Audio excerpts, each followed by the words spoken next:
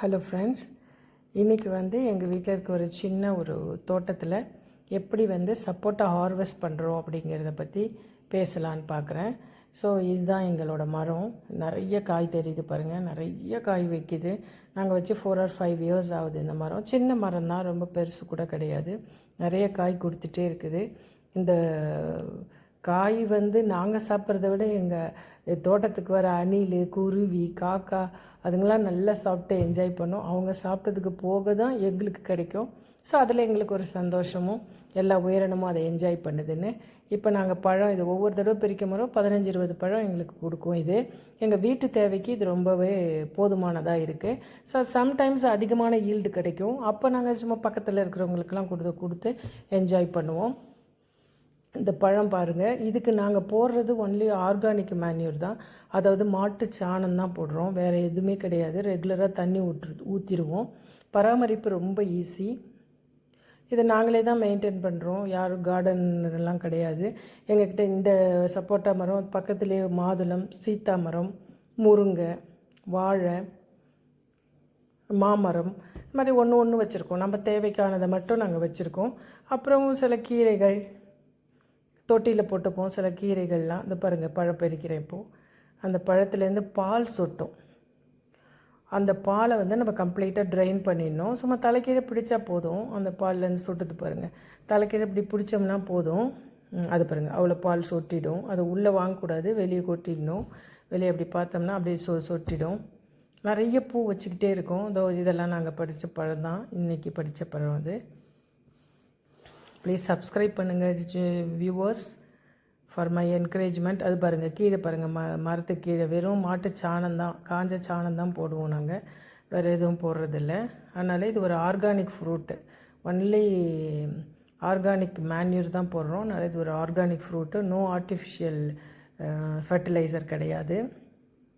நான் அடுத்த தடவை மாதுளம் ஹார்வெஸ்டிங்கும் போடுறேன். அதே மாதிரி ஒவ்வொரு கீரைங்களும் நாங்கள் ஹார்வெஸ்ட் பண்ணுவோம். சின்ன சின்ன மணத்தக்காளி கீரை, பொன்னாங்கண்ணி கீரை, இதெல்லாம் நாங்கள் வீட்டிலையே போடுவோம். பாலக்கீரை, கருவேப்பிலை. சின்ன தோட்டம் தான், ரொம்ப பெரிய தோட்டம் கிடையாது. சும்மா அது மெயின்டெனன்ஸ். அது மனசுக்கு ஒரு இதமாகவும் இருக்குது, என்ஜாய்மெண்ட்டாக இருக்குது. ஸோ பாருங்கள், பழம் எங்கள் வீட்டு பழம்லாம் நல்லா நீட்டாக இருக்கும். அந்த சப்போட்டா எப்போதுமே நான் பார்த்த வரைக்கும் என்னோடய அப்சர்வேஷனில் கொஞ்சம் நீட்டு போக்கில் இருந்ததுன்னா ரொம்ப டேஸ்டியாக இருக்குது பழம். இது ரொம்ப ஸ்வீட்டாக இருக்கும் இந்த பழம். பாருங்கள், நீட்டு போக்கில் இருக்குது. எல்லா பழமுமே எங்கள் வீட்டில் காய்க்கிறது. நல்லா நீட்டான பழமாக இருக்கும். அது ஓவல் ஷேப்பில் இருக்குது அந்த பழம். இப்போ ப்ளீஸ் சப்ஸ்கிரைப் பண்ணுங்கள், லைக் பண்ணுங்கள், கமெண்ட் கொடுங்க. கமெண்ட் கொடுத்தீங்கன்னா எனக்கு கொஞ்சம் சப்போர்ட்டிவாக இருக்கும். கொஞ்சம் டெவலப் பண்ணிப்பேன் என்னோடய சேனலை. இதை பாருங்கள், இப்போ 2 நாள் ஆகிடுச்சு அந்த பழம் பறித்து வச்சு. நாங்கள் பழம் பழுக்கிறதுக்கு எதுவும் பண்ண மாட்டோம். வச்சு ஒரு பேப்பர் வச்சு க்ளோஸ் பண்ணி வச்சுருவோம், பூச்சி எதுவும் வராமல் இருக்கிறதுக்கு. அவ்வளோதான். அடுத்த நாள் 2 நாள் கழிச்சு இது மாதிரி டச் பண்ணி பார்ப்போம். மணி ப்ரெஸ் பண்ணும்போது நல்லா ப்ரெஸ் ஆச்சுன்னு சொன்னால் பழம் பழுத்துருச்சு அப்படி சொல்லிட்டு நாங்கள் ஓப்பன் பண்ணி சாப்பிட்லாம். நம்ம இதை பாருங்கள், அது அப்படியே கையாலேயே ப்ரெஸ் பண்ண எவ்வளோ ஜூஸியாக இருக்குது பாருங்கள். அதுலேருந்து அவ்வளோ ஜூஸ் வரும்.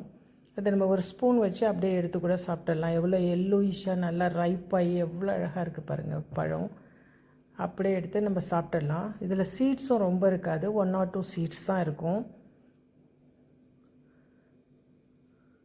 மெயின்டெனன்ஸ் ரொம்ப ஈஸி. இந்த சப்போட்டா மரம் ஒன்றும் பூச்சி எதுவுமே வைக்காது. அது நம்ம தண்ணி மட்டும் ரெகுலராக விட்டுடணும். அதுக்கு மாட்டு சாணம் ஒரு 15 days ஒன்ஸ் போடுவோம். மண்ணை கொஞ்சம் கொத்தி கலந்து விட்டுருவோம், அவ்வளோதான். இது அப்படியே ஜூஸ் மாதிரி நல்லா வந்துடும். ஸோ இந்த வீடியோ உங்கள் எல்லாருக்கும் பிடிச்சிருக்குன்னு நினைக்கிறேன்.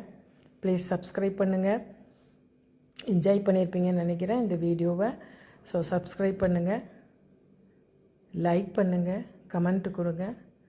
ஸோ என் சேனலில் கொஞ்சம் இம்ப்ரூவ் பண்ணிக்க சப்போர்ட்டிவாக இருக்கும். எல்லாருமே சின்ன தோட்டம் ஒன்று மெயின்டைன் பண்ணி பாருங்கள். Thank you very